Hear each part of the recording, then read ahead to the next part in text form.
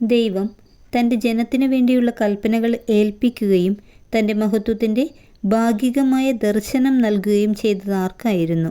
മോശയ്ക്ക്. ദൈവം അധികാര ചിഹ്നങ്ങൾ നൽകി ശക്തനാക്കിയ അഹറോൻ ഏതു ഗോത്രജനായിരുന്നു? ലേവി ഗോത്രജൻ. ദൈവം അഹറോൻ്റെ തലപ്പാവിൽ സ്വർണം കൊണ്ടുള്ള ഒരു കിരീടം അണിയിച്ച് അതിൽ കൊത്തിയിരിക്കുന്നത് എന്താണ്? വിശുദ്ധി എന്ന്. മോശ അഹറോനെ എന്തുകൊണ്ടാണ് അഭിഷേചിച്ചു നിയോഗിച്ചത്?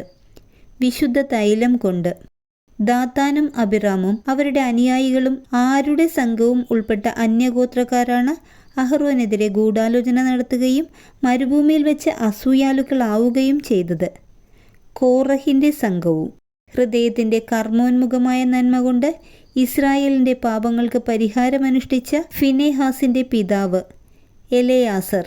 യൂദാ ഗോത്രജനായ ജെസ്സെയുടെ പുത്രൻ ദാവീദ്.